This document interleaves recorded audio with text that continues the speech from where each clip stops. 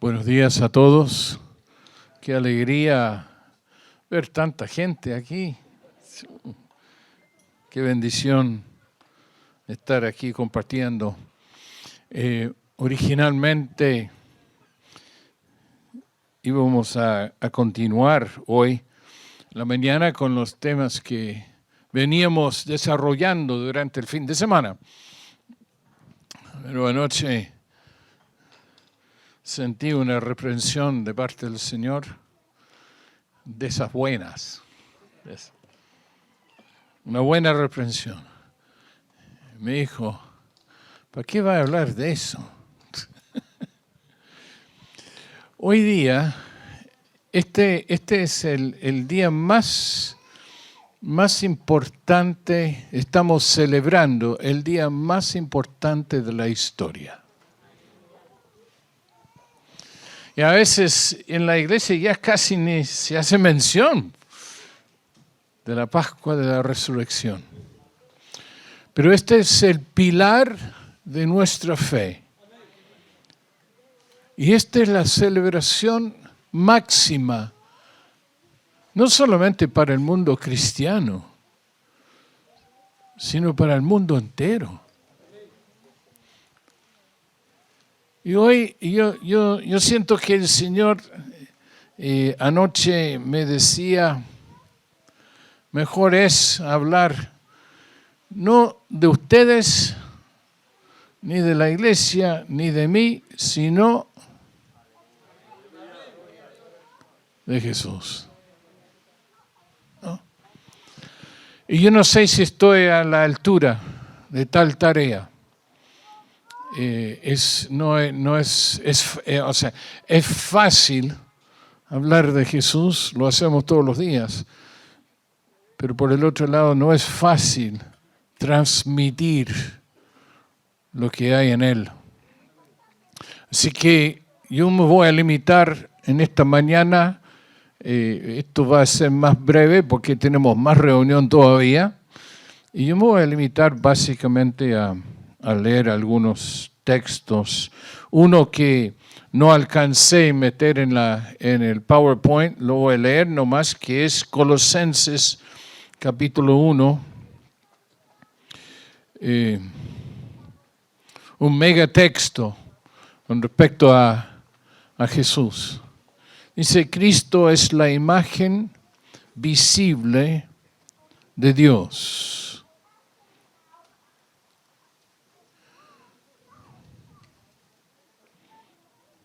Trata de meter eso en tu cabeza, procesarlo, darle algunas vueltas. ¿Qué está diciendo?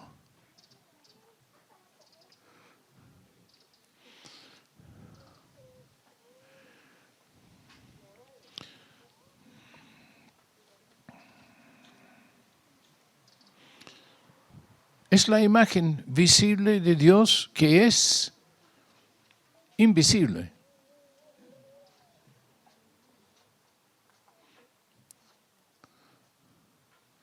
Sin embargo, real.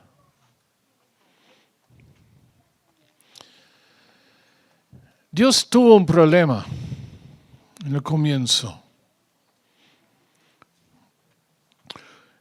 ¿Cómo revelarse al hombre? ¿Cómo manifestarse? ¿Cómo hacerse conocido con el hombre? ¿Cómo? Y es un tremendo dilema que tenía. Sería lo mismo si tú trataras de manifestarte y comunicarte con una colonia de hormigas. ¿Cómo lo vas a hacer? Piénsalo un poco. ¿Cómo te vas a manifestar en tu esencia, no en tu persona, sino en tu presencia? ¿Y cómo vas a llegar a comunicarte con una colonia de hormigas? Bueno, lo primero es que tendría que llegar a ser hormiga. ¿Y cómo va a ser eso? Después tendría que aprender a hablar como una hormiga. Tiene que tomar clases. Después tiene que aprender la cultura de las hormigas. Porque ellos tienen una cultura. Y tienen una estructura. Y tú tienes que aprender. Oye, tarea nada de fácil, ¿eh? Y fíjense en esto. La distancia entre nosotros y Dios es ínfimamente mayor que la distancia entre nosotros y la hormiga, en cuanto a esencia. ¿Cómo Dios se va a comunicar con nosotros? A través de una persona. Porque Jesús fue una persona. A esa persona le pusieron Jesús. Y Él llegó, vivió entre nosotros, pero siempre en la tierra fue la imagen visible del Dios invisible. Tanto así que al final cuando le preguntaron, oye, si podría mostrarnos así un pedacito de Dios ahí, vamos a entender. Y él decía, chuta, tanto tiempo que llevo con ustedes, ¿qué? ¿No se dan cuenta que si me han visto a mí, han visto al Padre? Esto es complejo. Muy complejo, al máximo.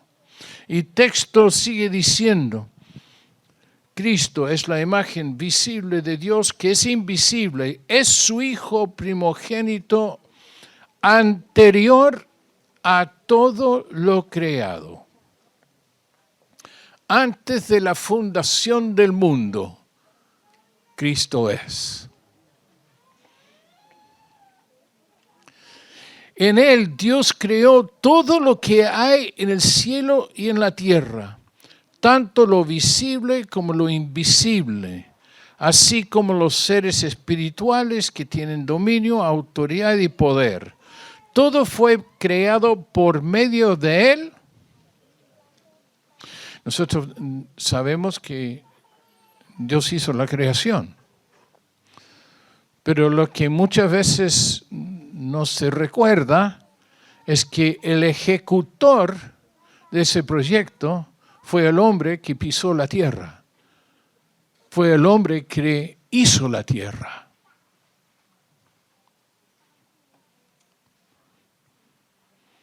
Él es el creador de todas las cosas. Todas las cosas fueron hechas por Él y para ti.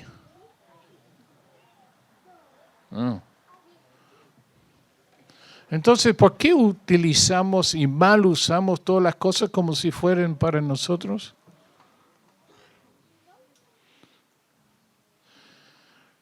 Todo fue hecho por Él y para Él. Es que Cristo es el centro de toda la creación, tanto en su origen como en su propósito. Este mundo existe para Él y por Él fue hecho.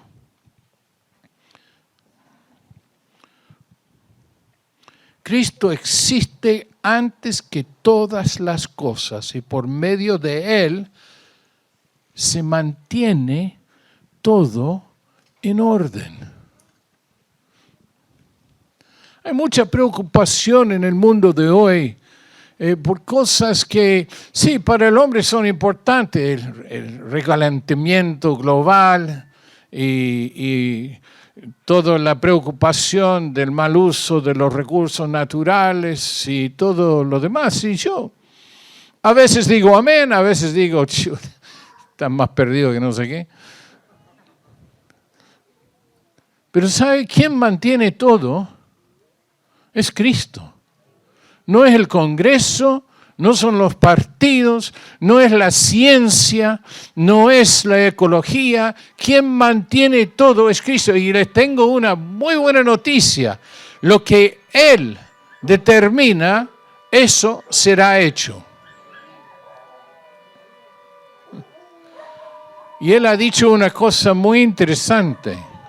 Todo esto va a desaparecer. Eso es su plan. Todo esto va a desaparecer.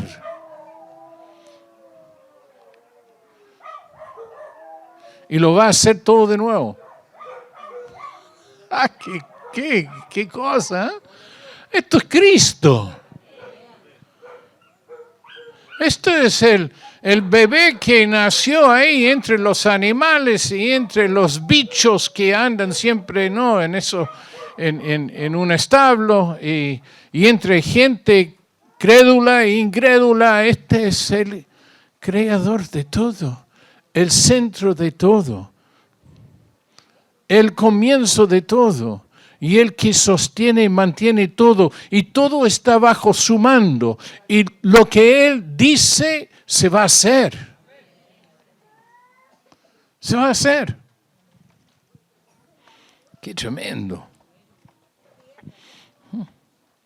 Además, Cristo es la cabeza de la iglesia. Pastores, escuchen, por favor. Pastores, escuchemos. Por favor, Cristo es la cabeza de la iglesia. La tarea de los pastores es interpretar, es discernir lo que Cristo está queriendo hacer. No es imponer nuestros deseos, nuestros sueños. Y estoy harto cansado de escuchar los pastores que hablan que yo tengo un sueño. Ya. Estará bien, pero todo esto es por Él y para Él, no para ti. Y no para nosotros. Y Él es la cabeza de la iglesia, que es su cuerpo. Él, que es el principio, fue el principio en resucitar para tener así el primer puesto en todo. Pues en Cristo quiso residir todo el poder divino y por medio de Él Dios reconcilió todo el universo, no solamente la humanidad. Todo el universo encuentra su reconciliación en Cristo. La misión de Dios no se limita al ser humano. Incluye todo lo que Él hizo. Y todo lo que Él hizo será restaurado. La verdad es que va a ser cambiado completamente.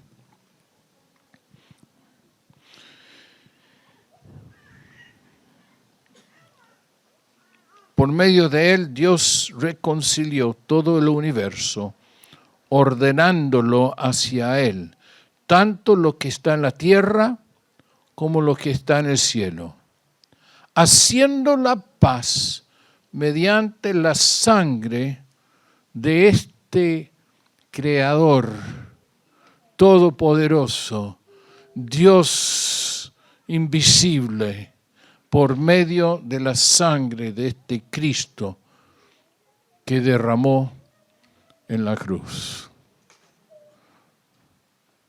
Este es Cristo, esto es Jesús.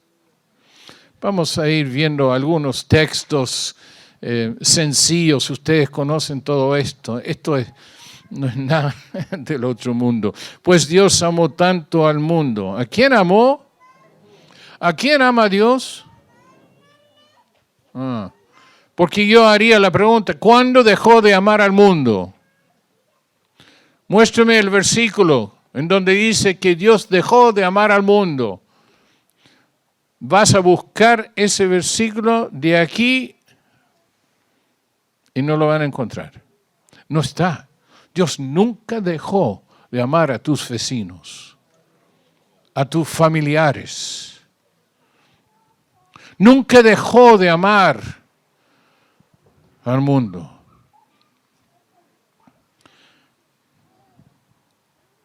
Y tanto fue ese amor que dio a su Hijo único para que todo aquel que cree en Él no muera. Está hablando de la muerte eterna. Que no muera, sino que tenga vida eterna, porque Dios no envió a su Hijo al mundo para condenar al mundo, lo que piensa medio mundo, y sino para condenarlo, por lo menos para limitarle en su estilo de vida, que no puedo hacer esto, que la iglesia me dice que no, y es verdad. Ojo, hemos cometido ese error. Nosotros hemos destacado el no más que el sí. No hemos destacado los privilegios de ser parte de la familia de Dios.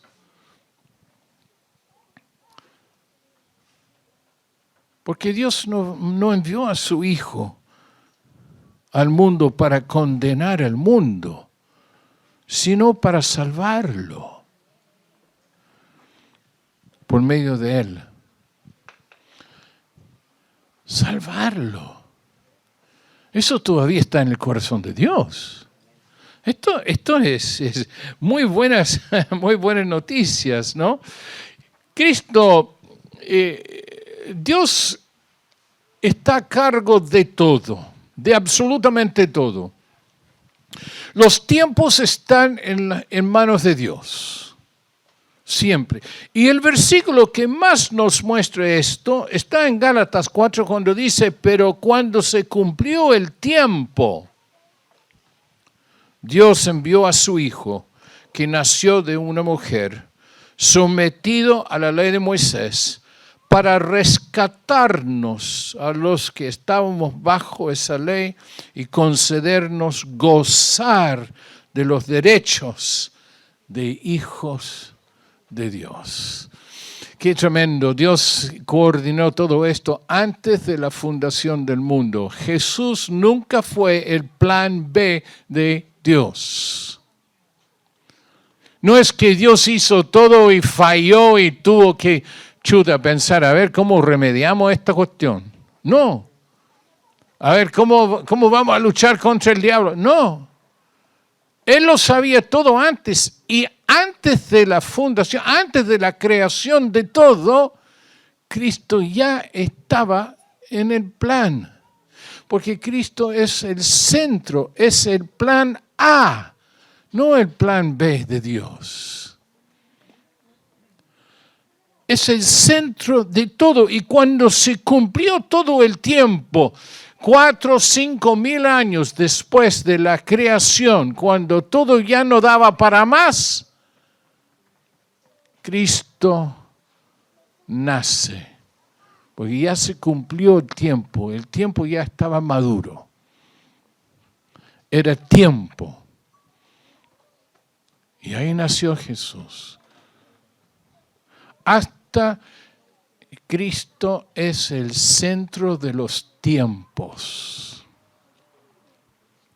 Y todo el propósito de Dios se expresa en su tiempo, cuando Él determina esto.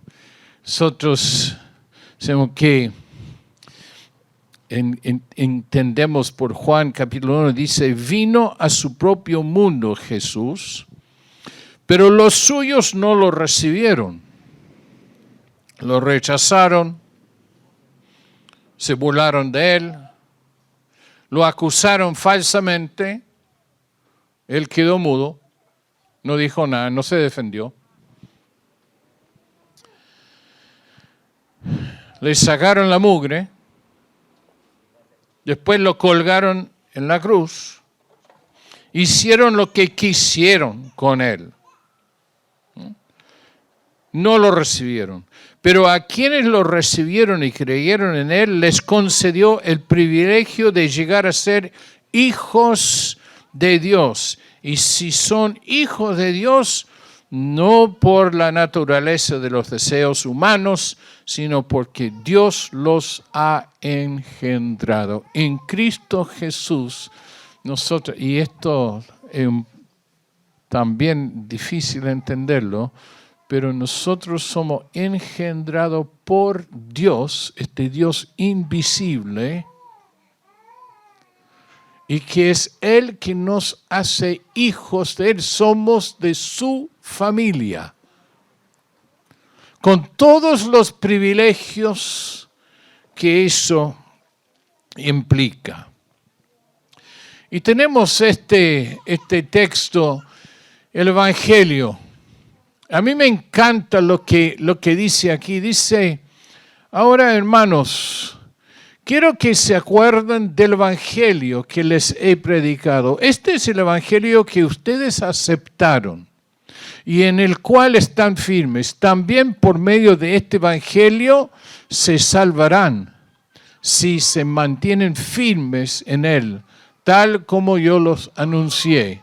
De lo contrario, habrán creído en vano. Y después él empieza a explicar cuál es este mensaje que tenemos. Y esto para mí tiene elementos que son tremendamente importantes, no podemos olvidarlos. En primer lugar, les he enseñado la misma tradición que yo recibí, a saber que Cristo murió por nuestros pecados según la Escritura. Eso fue predeterminado y profetizado. No fue algo que se le ocurrió a los romanos y a los líderes judíos matarlo en una cruz. Eso fue predeterminado. Y Él cuando vino a la tierra sabía qué es lo que iba a pasar. Lo sabía claramente. Incluso que cuando niño Jesús iba a la sinagoga, lo dice la palabra, ¿no? Y en la sinagoga a los niños judíos siempre se les enseñaba todo el Antiguo Testamento. De hecho, en algún momento en la vida, no me acuerdo qué edad ahora, a lo mejor Oscar, Carlos, alguien me puede ayudar, pero a cierta edad tienen que citar el Pentateuco de memoria. 13 años, a los 13 años. Pentateuco, Génesis, Éxodo, Levítico, Números, Deuteronomio. De memoria. Más también, eso, por si fuera poco, también tenían que aprender los profetas. Entonces, Jesús cuando era chiquitito iba a la escuela, en la sinagoga. De chiquitito hasta grande, siempre estaba escuchando estos pasajes que hablaban de él mismo. Y él lo sabía. Él sabía cuando decía en Isaías que lo iban a matar, lo iban a maltratar, y que iba a ser como alguien a que nadie quería mirar por la manera que lo iban a tratar. Y él sabía de chiquitito que estaba hablando de él mismo. Sin embargo, estaba dispuesto a eso y dice que parte de nuestra predicación es esto, que Cristo murió por nuestros pecados según lo preestablecido por las Escrituras. Que después lo sepultaron y que resucitó el tercer día, también según las Escrituras. Y que se apareció a Cefas y luego a los 12 y después se apareció a más de 500 hermanos a la vez. La mayoría de los cuales vive todavía, aunque algunos ya han muerto. Después apareció a Santiago y luego a todos los apóstoles. Y por último, se me apareció a mí. Y finalmente dice, esto es lo que nosotros hemos predicado y esto es lo que ustedes han creído. En esto, hermanos, tenemos vida. Este es el Evangelio de Dios. Este es el Evangelio que nosotros predicamos. Esta es nuestra fe. Esta es nuestra fe. Dios invisible, siéndose visible para llegar a morir por nuestros pecados, predeterminado. Todo esto, después lo sepultaron y después Él mismo resucitó en un día como hoy. ¿Y por qué lo hizo? Este versículo es tremendo, ¿no? Si vivimos para el Señor, vivimos y morimos para el Señor, morimos de manera que tanto en la vida como en la muerte del Señor somos. Para esto murió Cristo y volvió a la vida, para ser Señor, tanto de los muertos como de los vivos. Porque el mundo conoce o sabe que Jesús fue Salvador. La iglesia ha hecho un buen trabajo en difundir esa información por todo el mundo, pero lo que se nos olvidó publicar es que Jesús murió y resucitó para ser Señor.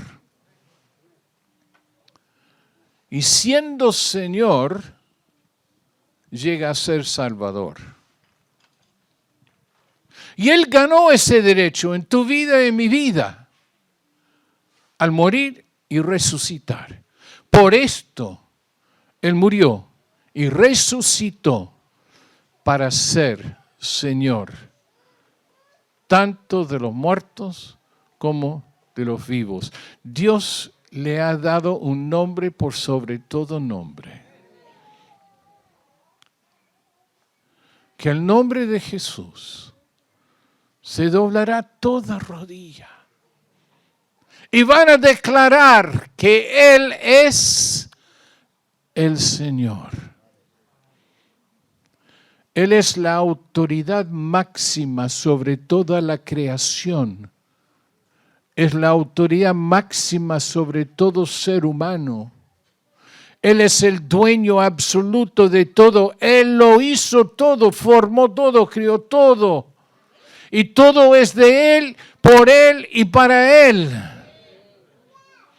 Cristo es el centro de la historia.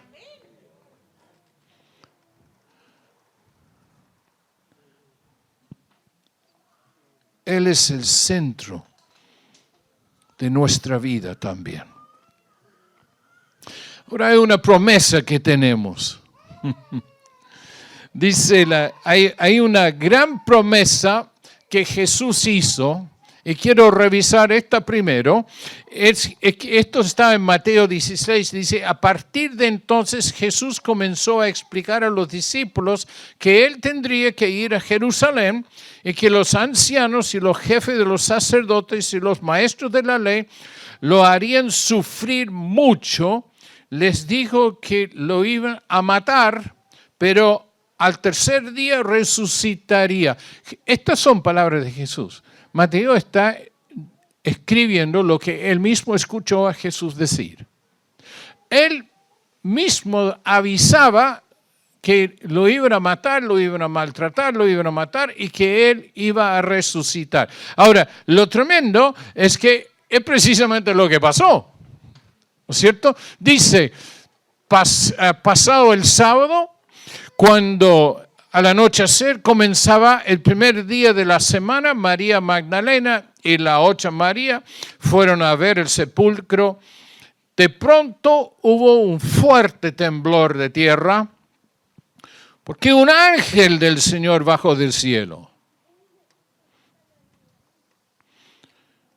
Y acercándose al sepulcro, quitó la piedra que lo tapaba y se sentó sobre ella.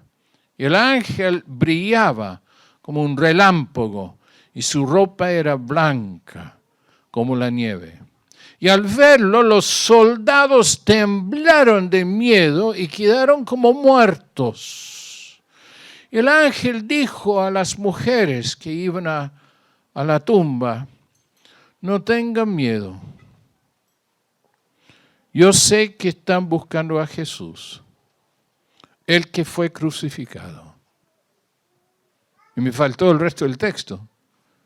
Él no está aquí. resucitó. Lo que Él prometió, lo hizo. Él mismo prometió volver. Tanto así que las guardias y toda la gente tomaron precauciones especiales para que nadie fuera a robar el cadáver y después decir que resucitó. Los sellaron, pusieron la guardia que dice que quedaron como muertos, precisamente para no permitir ningún escándalo. No, Él resucitó. Y lo vieron toda esta gente que yo leí, más de 500 personas en una sola vez. Lo vieron. Lo prometió y lo cumplió. Y hoy día celebramos este hecho, pero yo tengo otra buena noticia. Tengo otra buena noticia. También tenemos en Hechos capítulo 1 este relato que habla de la resurrección. En mi primer libro, excelentísimo Teófilo, escribí acerca de todo lo que Jesús había hecho y enseñado desde el principio hasta el día en que subió al cielo. Antes de irse, por medio del Espíritu Santo, dio instrucciones a los apóstoles que habían escogido respecto a lo que debían hacer.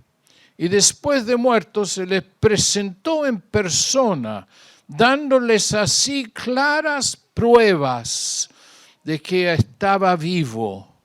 Durante 40 días se dejó ver de ellos y les estuvo hablando del reino de Dios. Clarísimas pruebas, irrefutables pruebas de su resurrección. Y hoy podemos decir con toda claridad, Jesús resucitó y está vivo.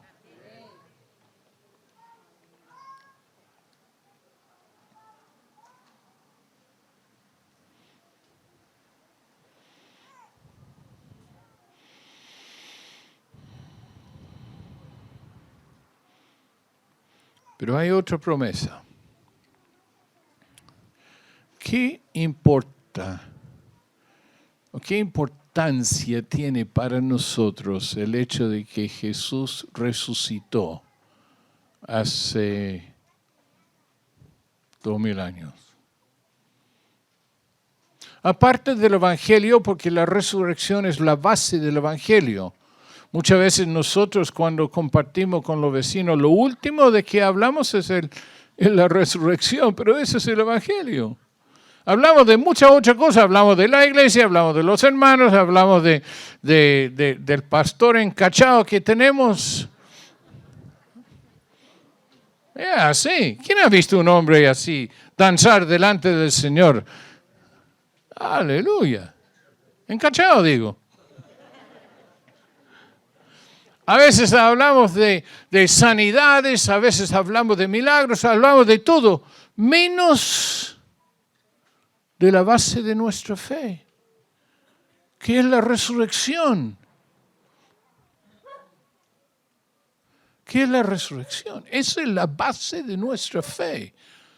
Si tú quieres que tu amigo, que tu vecino, que tu compañero se convierta de verdad a un Cristo resucitado, tiene que hablarle de la resurrección. Es parte del Evangelio.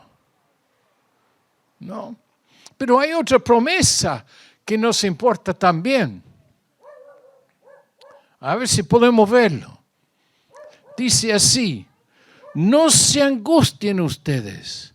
Creen en Dios, creen también en mí. En la casa de mi Padre hay muchos lugares donde vivir. Y si no fuera así, yo les hubiera dicho que voy a prepararles un lugar. Y después de irme y de prepararles un lugar, vendré otra vez para llevarlos conmigo, para que ustedes estén en el mismo lugar donde yo voy a estar. ¿Cuál es la otra promesa de Jesús. A mí me gustó una alabanza que cantamos ahora, la última. Él prometió volver. Él prometió volver. Eso también es parte de nuestra fe. Él va a volver. ¿Cómo va a volver? Va a volver como se fue, en las nubes. Y todos lo vamos a ver. Pero hay algunos que dicen que, ¿será tan así? Y como dice en 2 de Pedro, ante todo sepan esto, que en los últimos días vendrán burladores, con su sarcasmo, siguiendo sus propias pasiones, diciendo, ¿dónde está la promesa de su venida? Porque desde que los padres durmieron, todo continúa tal como estaba desde el principio de la creación. Yo no lo creo. Así están diciendo. Tú me dices que va a volver, yo no lo creo, no lo veo, no ha pasado. Mire, han pasado 2000 años, no pasa nada. ¿Dónde está la promesa esta? Pero Pedro dice claramente, el Señor no se tarda en cumplir su promesa. Según algunos entienden la tardanza, sino que es paciente para con ustedes, no queriendo que nadie perezca, sino que todos vengan al arrepentimiento. ¿Por qué Jesús no ha vuelto todavía? Porque hay gente que no se ha convertido todavía. Él está ejerciendo una paciencia única sobre un mundo que lo ha rechazado cada vez que tiene la oportunidad. Y Él dice, no importa, yo estoy dispuesto a esperarlos. Yo estoy dispuesto a esperarlos. Pero tenemos esta garantía. Jesús va a volver. ¿Cómo lo sé? Es fácil. Jesús dijo, yo voy a resucitar en 3 días. ¿Lo hizo o no lo hizo? Él mismo prometió volver. ¿Lo va a hacer o no lo va a hacer? Hoy este es un día de celebración de Cristo, en lo que hizo y lo que va a hacer. Jesús vuelve. Que estemos preparados para darle la bienvenida y no para andar escondiéndonos de Él. Esto es una realidad, hermanos, y cuando Él vuelva, va a traer un nuevo cielo y una nueva tierra en la cual va por fin gobernar la justicia. Eso, hermanos, va a ser la gloria. Va a ser como el Edén antes del pecado. Vamos a estar libres de todas nuestras traumas. Nadie va a querer esconderse del otro. En el comienzo, en Edén, Adán no se escondía ni de su esposa ni de Dios. Después del pecado tuvo que esconderse de los dos.